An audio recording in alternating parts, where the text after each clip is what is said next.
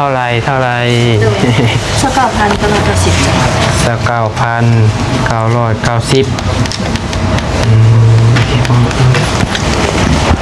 ใช้เงิน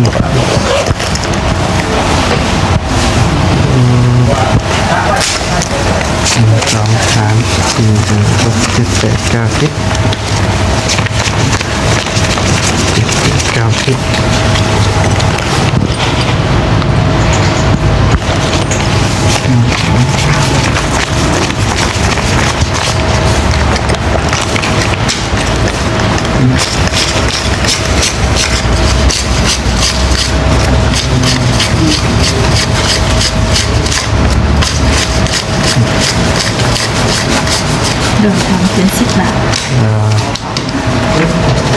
10 บาทเป็นหนึ่งอุ้ย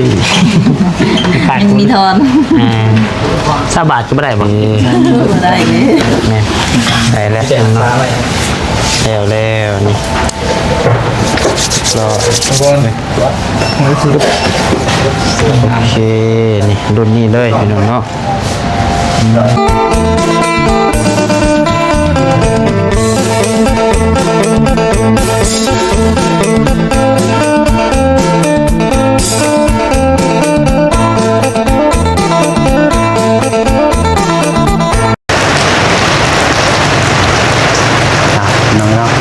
ตอนนี้เขาก็อยู่ห้านขายซ่อมแปลงคอมพิวเตอร์โทรศัพท์และอุปกรณ์ไอทีนั่นแหละ เอาตอนนี้มืดกับทักทายสบายดีสวัสดีพ่อแม่พี่น้องเอฟซีเบิร์ดสุคนได้พี่น้องเด้อบ่ว่าอยู่ฝั่งลาวฝั่งไทยหรือว่าอยู่ทางต่างประเทศเนาะกันยินดีต้อนรับเข้าสู่ช่องสายกุ๊กสายบุญอีกแล้วพี่น้องเอ้ยเราฟอกกันกับน้องพัดไซในตอนนี้พี่น้องก็ได้เดินทางเข้ามาในตัวเมืองสวรรณเขตพี่น้องเอ้ยเนาะคุณดีว่าตอนนี้น้องพัดไซเข้ามากะที่เข้ามาซื้ออย่างโน้ตบุ๊กเนาะคือว่าอย่างคนเดิน MacBook โน้ตบุ๊กใช่คอมทั้งนี้นะพี่น้องเนาะไปให้กับผู้โชคดีพี่น้องเลยเนาะเดี๋ยวน้องปัดไซยังสีบอสเลยน้องพี่น้องว่าใครเป็นผู้โชคดีให้ซีดุนน้ำกันตอนนี้มากับน้องเบลเพิ่นพี่น้องเนาะเพิ่งแม่คนกันคนตกพี่น้องเลยเนาะโอ้ยกันจังหวัดแข่งฟ้าแข่งฝนมาตากฝนมาพี่น้องเลยฝนบดมือบดเว้นนี่แต่เศร้าผมไปใช้ก็บ่ได้เนาะสเปียที่สักเครื่องยังบริษัทก็ยังมุ้ยมงตากฝนกระตกเดี๋ยวเอาหลังจากที่น้องปัดไซลงคลิปไปมื้อเช้านี่เนาะที่ว่าแจ้ง FC เรื่องเงินจำนวน$800คือว่า26,000 บาทถ้าเป็นเงินไทยก็คันเป็นเงินเหรียญกับ800เหรียญอย่างเนาะโดยเงินจำนวนนั่นเดี๋ยวน้องปัดไซเอามาซื้อคอมพิวเตอร์กับโน้ตบุ๊กนั่นเองเดี๋ยวจังได้กะที่เขาไปเบิ่งเขาไปเลือกเบิ่งก่อนนะพี่น้องว่าเสียงรุ่นใดอย่างเนาะเดี๋ยวFC หลายคนก็ว่าเงินจำนวนนี้นี่โอ้ยบ่าวปัดไซสิซื้อโทรศัพท์ให้น้องเบลบ่คนว่าบางคนก็ว่าเป็นของน้องใบเตยคนก็ว่าน้องเบลสไลด์เลยน้องเบลพี่น้องเนาะก็อยากได้ยังตัวนั้นตัวซับเอาไปยังตัวซับถ่ายคลิปมาแล้วถ่ายคลิปกันใหญ่กันถ่ายกับเจ้าอยู่อยากได้มาถ่ายคลิปรุ่นได้อาจจะอยากได้รุ่นได้ก็ได้นะรุ่นได้ก็ได้แบบว่าแต่มันถ่ายคลิปได้และแบตกับพ้นขึ้นเนี่ยนะง่ายๆจ้ะโอเคเอามีรุ่นในใจบ่รุ่นแบบว่าอยากได้ในใจรุ่นที่แบบอยากได้เองก็มีสมมติว่าจะมีเงินจะถือเลขมืออื่นจะอยาก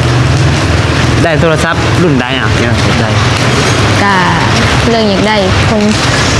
ก็มีอยู่นะง่ายๆก็เป็นแบบว่าคล้ายๆกับของน้องใบเตยเลยนะได้ไอโฟนโดยแต่ว่า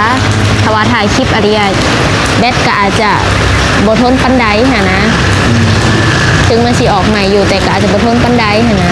แต่ว่าเอามาใส่ส่วนโตวได้ตัวนั้นเพราะว่าอยากได้มาใส่ส่วนโตวหั่นนะ กับถ่ายคลิปน้ำอะไรเนาะ รวมๆกันนะก็ถ่ายคลิปได้อยู่หั่นแหละแต่ว่าให้โทนอันนี้ก็ของเจ้าก็ได้ของเจ้า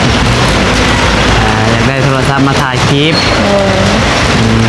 เพราะว่าทางน้องเบลเพิ่นกะยังบ่ได้มีโทรศัพท์แบบว่าถ่ายคลิปอันลงช่องในพี่น้องเพิ่นก็มีช่องเพิ่นแต่ว่าก็ใช้โทรศัพท์หน่วยเดียวนำกันกับน้องปัดไส้เมื่อน้องปัดไส้ไปเวียกไปงานทางอื่นทางไกลกะทางนี้ก็บ่มีโทรศัพท์ถ่ายเนาะเมื่อน้องปัดไส้ไปถ้าดงเห็นไปบ้านน้องน้อยทางนี้เพิ่นอยู่เฮือนอยากถ่ายคลิปอันหนึ่งข่าวหนึ่งน้ำให้นั่นให้เวียกให้นั่นให้นี่ให้พี่เบิ่งกะมันบ่มีโทรศัพท์ไปถ่ายนะอีกอย่างก็โทรศัพท์เพิ่นกะต่อตามันก็แตกถามว่ามันถ่ายได้บอกกินมันถ่ายได้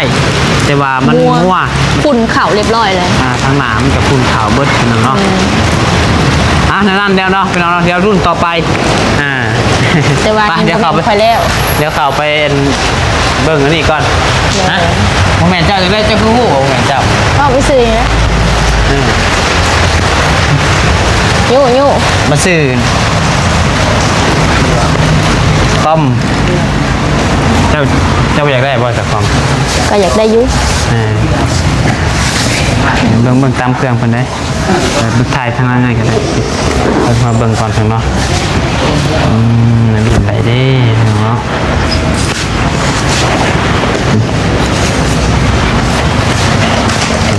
รุ่นยังไงชาเบล10 กว่าล้าน จัก 4 ล้าน เห็นเขาใส่ดูอยู่แต่บุหูซื้อ 10ยังไงเนาะ เห็นเขาใส่ดูอยู่ในยี่ห้อนี้แต่บุหูซื้ออ่านบ่เป็น มีหลายรุ่นเนาะแต่ว่าน้องปัดไซเอาละเนาะ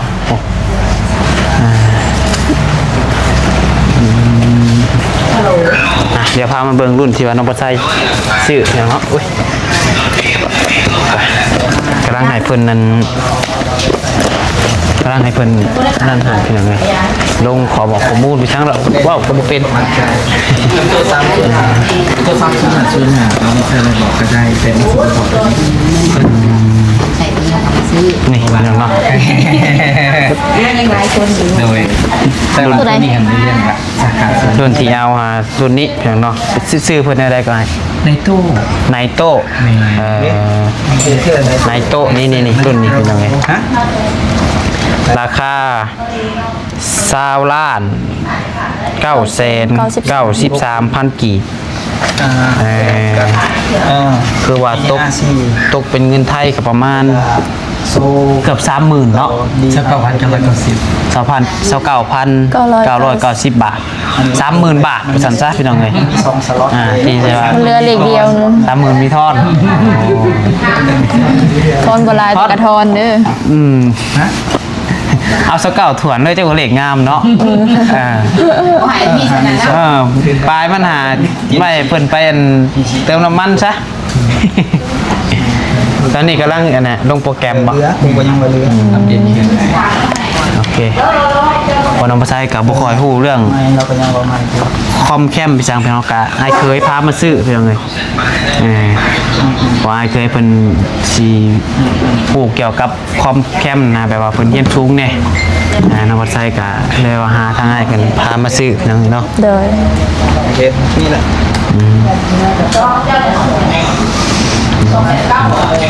นายเคยเนาะเพราะเพิ่นมีคอมคักแล้วบ่ตัวนี้ ครับศึกษาหลายคนนี่ ศึกษาหลายคนแล้วเนาะ แม่นเขาก็ครับ มันคักแล้วที่เอาตัวนี้เลยพี่น้องเนาะ เอาไว้หลากหลายเพื่อว่าอนาคตเพิ่นอยากเฮ็ดเวียกตัดต่อซอยอ้ายเพิ่น เนาะ แม่นมันจึงเบาเวียกอ้าย เดี๋ยวถามรุ่นยังบ่ได้เฉลยได้ว่าไผเป็นของไผนี่พี่น้องถามรุ่นเบิ่งว่าผู้ใดสิเป็นผู้โชคดีพี่น้องเนาะ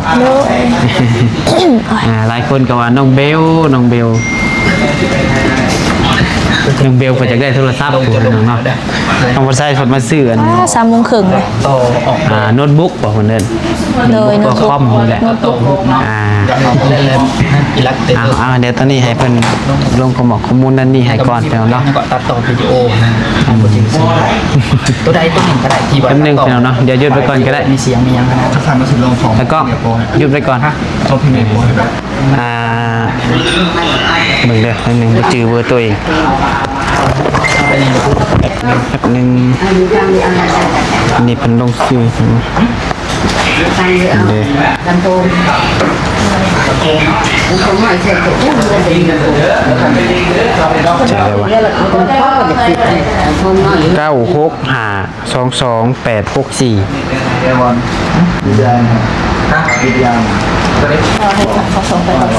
โดยครับ สำหรับเป็นบัตรนะ โดย ราคาที่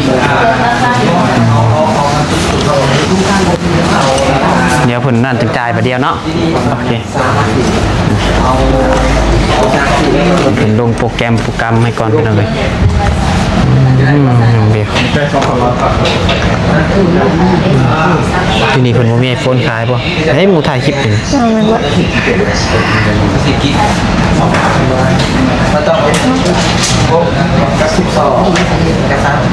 32 แม่นพี่ช่าง ค เข้าไปเรื่อยๆยืนซื้อข้าวกินแกงบ่มียังได้คำ ำเป็นบ้าอะไรเป็นเฮงหาเงินยากเนาะ เอาเดี๋ยวถ่ายเพิ่นแบบจะไปถึงเนาะมาน้องเอ้ยเดี๋ยวมาจ่ายเงินก่อนแบบนี้เนาะเป็นลงโปรแกรมถ่าเท่าไรสัก9,990สัก9,990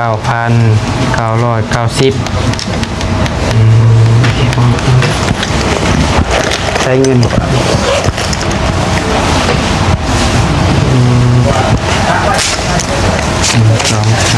4 5 6 7 8 9 10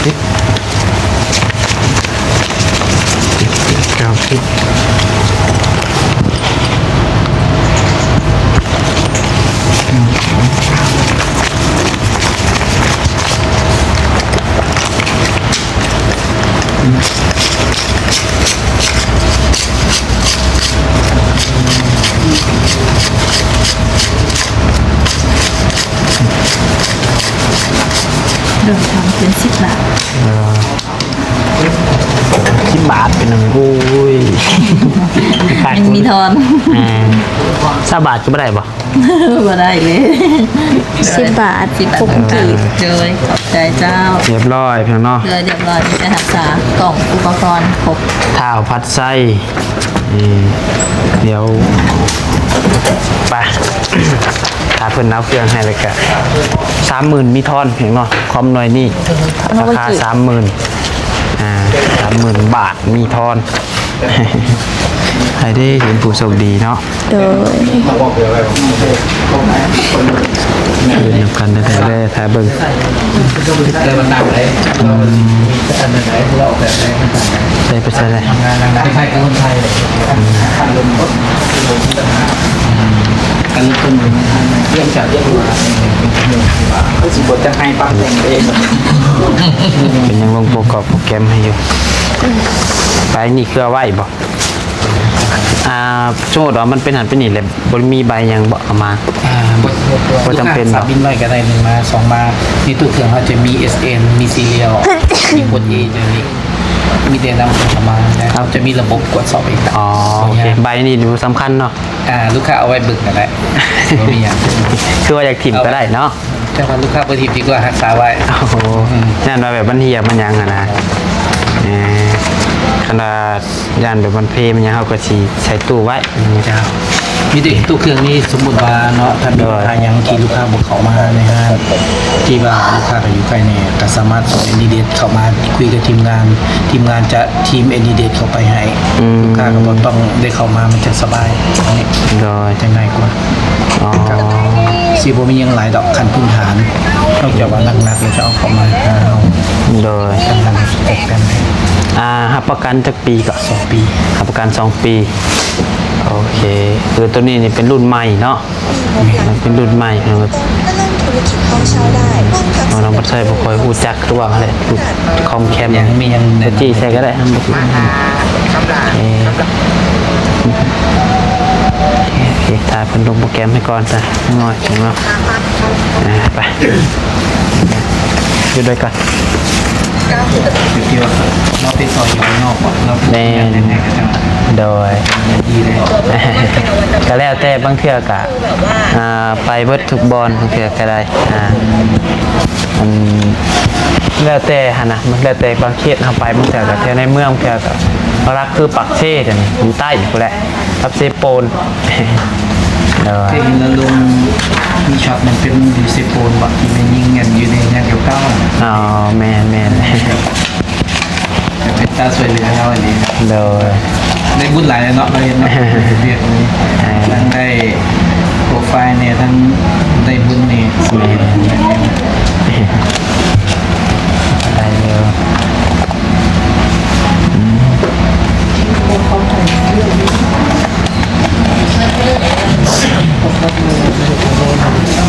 นี่เป็นพวกของแทมใช่ไหมเนาะมีกระเป๋าบ่แล้วก็มี แผ่นของเมา แผ่นของเมาของมิ้ว กระเป๋าอีทั้งหลุมมันเลย นี่แก๊สมันบ่นี่ แมน แต่มันแกะอะไรแกะมันเป็นยังไม่ได้แกะนี่เนาะในประเทศไหนแล้วก็มีกระเป๋าพายอีกเนาะโอ้พอดีแหละน้องปัตไตสิพายช่วงไปลงใต้นี่พี่น้องเนาะลงปักเซนไปใส่เครื่อง เดี๋ยวขาดจังหน่อย เกิดเนี่ยของเนี่ย โอเค ถ้ามีเบอร์ติดต่อนั้นเบอร์ แม่นได้แล้ว แจ้ง เนาะ ฟ้าไว้ แล้วนี่รอ ทุกคนมือถือ โอเคนี่รุ่นนี้เลยพี่น้องเนาะให้เป็นใช้กล้องให้ก่อน สติ๊กเกอร์นี่หลายค่าเลยของค่าใช้เป็นติดเป็นติดได้กับติดตามตัวเลขแต่ทำไมท่านบ่ใส่เลยว่ามันสิบางไปไอ้ก็บ่เคยใส่ก็เถื่อพิมพ์เอกสารลาวอันนี้บ่ใส่เลยผมก็บ่ใส่กันทำตัวเลขได้ จับถ่ายรูปบันหนึ่งพี่น้องเลย เกินเดียวกัน ปุ๊บปูนักตึกเนาะ ชิบะมันลงไป ฮักกามา ไป มันก็มาวัน โอ้เครื่องฮักกามาวันนี้เลยอ๋อ ปิด คือ ไป ว่า เลยเนาะมื้อนี้ มือนี่มาเอาเลยพี่น้องเลย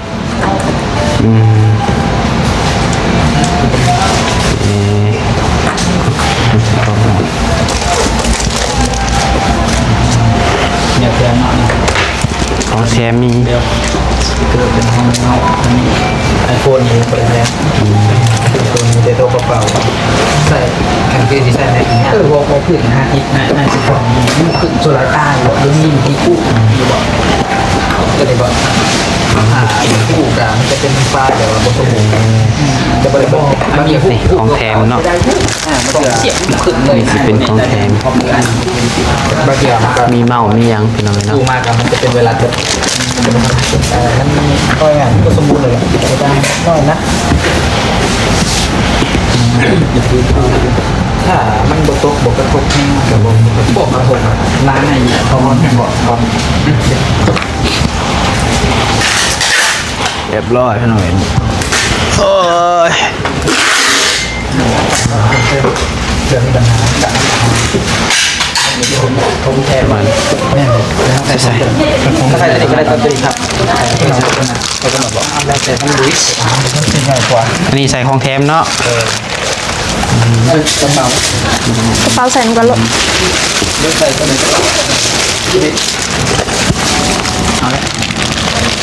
ปอนักเกือบไปพี่น้อง จะ เลย ป เนาะ นมัน ดูบุขาดตีเนาะ ไป เลย เอ้ย บายวิดีโอข่าวมากับแม่กับเอื้อยน้องเพื่อนข่าวมาเวียกเพื่อนนำเลยว่าข่าวมาพร้อมกันกับคนตกนี่เลยขอบใจคือการ ใจเยอะ เด้อ เดี๋ยวรีวิวห้านให้นำเลยเถื่อมีหน่วยซ้อมเถื่อมีพิเศษเนาะฮะ กล่องตังค์ กองตัง ตัวนี้ปรินเตอร์ตัวนี้ของแทนปรินเตอ ตัว ร์ ใดอ๋อโอเคพอดีว่าเอื้อยเพิ่นซื้ออันนั่นเพิ่นนำเลยมาน้ำกันหลายคนอ้าวของเจ้าโอเคเดี๋ยวแป๊บนึงเดี๋ยวถ่ายรูปให้น้ำเด้อนี่ก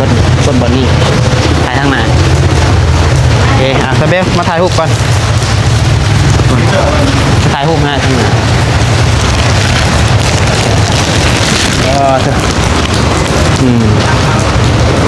เป็นได้รูปรถโอเคไปพี่น้องไปมาเดี๋ยวจบคลิปก่อนซะฝนมันตกพี่น้องเลยเนาะเอาโอเคได้พี่น้องเด้อซะมิตรวาทา รุ่น รุ่น กั เบิ่งน้ำกันอีกเท่านึงเนาะว่าสิเป็นของไผ่พี่น้องเนาะเดี๋ยว FC สิว่าเป็นของน้องปัดไซบ่แม่นของน้องปัดไซแต่ว่าของคนอื่นกับบ่ฮู้แต่ว่าของน้องปัดไซเองนี่บ่แม่นแน่นอนของน้องปัดไซเด้อเนาะไปเดี๋ยวจึงว่ากันสำหรับคลิปนี้ลำลาแล้วจังได๋ก็ต้องขอบคุณกับคุณ FC ที่เข้ามาชมและเป็นกำลังใจถ้าติดตามเบิ่งตอนช่วงแรงๆเพิ่นนะพี่น้องเนาะแต่ตอนนี้ก็สิได้ขอกลับเมื่อก่อนเพิ่นจะจึงว่ากันสบายดีบ๊ายบาย